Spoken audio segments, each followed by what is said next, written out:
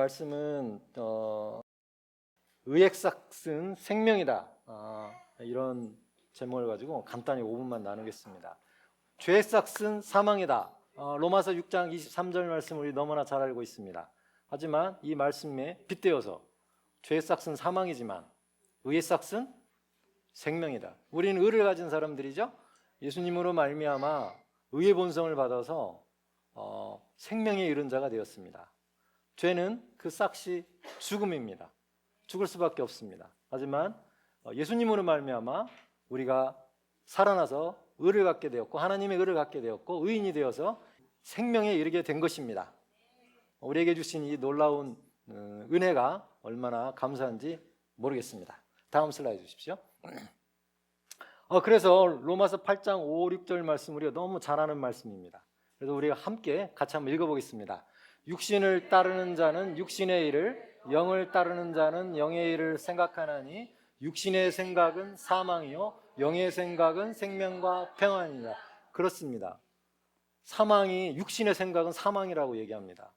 육신의 온갖 세상적인 생각들은 죄에 가깝고 그 죄는 결국 사망에 이른다는 것입니다. 하지만 우리는 영적인 생각, 또 하나님으로부터 온 생각, 또 공의의 생각, 이런 생각들을 품고 있으면 생명에 이른다는 것입니다. 이 생명은 영원히 죽지 않는 것이죠. 영생과 연결되어 있고 곧 평안이라고 말씀하고 계십니다. 우리는 그런 사람들입니다. 그래서 상황이 변한다 할지라도 우리의 정체성은 변하지 않습니다. 우리가 좀 더 영에 집중하면 우리의 어떤 생각을 하든 그렇게 중요한 것이 아니죠. 영적인 싸움과 영적인 생각과 싸움, 육적인 생각과 싸움이 계속 전투를 벌이고 있는데 그 생각은 우리가 아니라는 것입니다. 우리는 영이기 때문에 그런 생각이 아니에요. 그래서 그 생각들이 싸우게 내버려 두십시오. 생각들이 서로 싸우게. 그건 우리가 아니니까. 결국 우리가 영적인 것에 하나님의 말씀을 폭격하고 하나님의 말씀으로 충만하게 하면 결국 그런 생각들을 더 많이 하게 되고 또 영의 생각들을 많이 하게 돼서 감각들에서 오는 것들을 이렇게 관리하고 통제할 수 있는 것입니다. 다음 슬라이드 주십시오. 하나님께서 이스라엘 백성에 만나를 주셨어요. 그런데 왜 만나를 먹게 하셨냐면은 사람이 떡으로만 사는 게 아니라 하나님의 입에서 나오는 모든 말씀으로 사는 줄을 네가 알게 하려 하심이라. 우리가 먹고 사는 것, 또 우리가 매일 먹는 것들에 너무 집중하면 배가 고파, 영적인 배가 고프죠. 그러다 하나님의 말씀을 끊임없이 먹어야지 영적인 배가 이렇게 충만하고 배부를 수 있습니다. 그래서 우리가 일주일 동안 사는 동안에 기도도 하시지만 늘 말씀으로 충만해야겠다.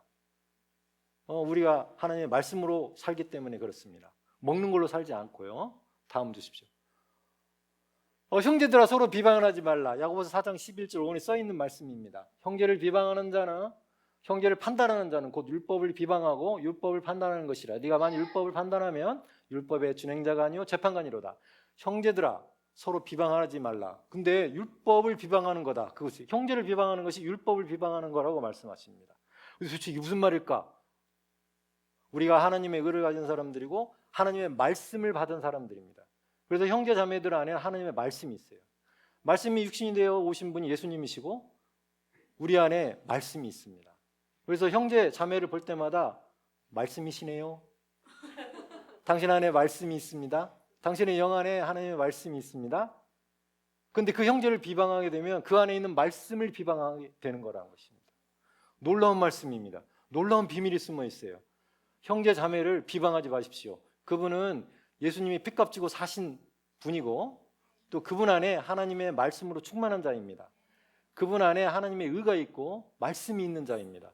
그래서 그분을 비방하는 것은, 그분을 판단하는 것은 하나님의 말씀을 판단하는 것 같습니다.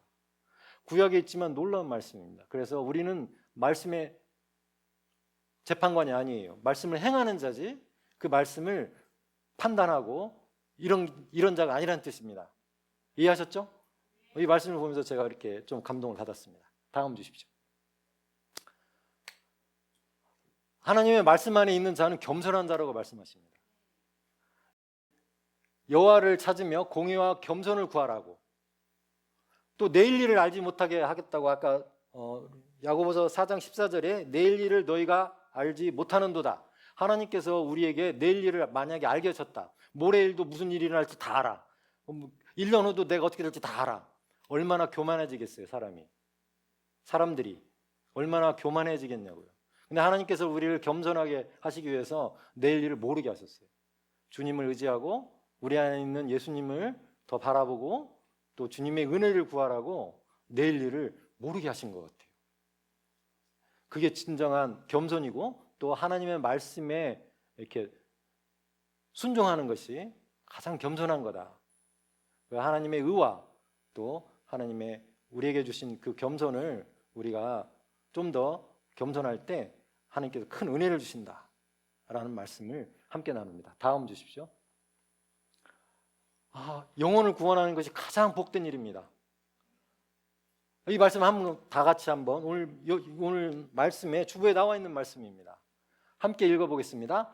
내 형제들아 너희 중에 미혹되어 진리를 떠난 자를 누가 돌아서게 하면 너희가 알 것은 재혼을 미혹된 길에서 돌아서게 하는 자가 그의 영혼을 사망에서 구원할 것이며 허다한 죄를 덮을 것임이라. 그렇습니다. 죄인을 미혹된 길에서 돌아서게 한 자, 그것이 바로 그 영혼을 사망에서 구원한다고 얘기합니다. 우리에게 영혼을 사모하는 마음을 주셨어요. 또한 영혼을 죄인의 길에서 하나님의 아들의 나라로 이렇게 옮겨줄 수 있는 그런 권한을, 직분을 우리에게 주신 거죠.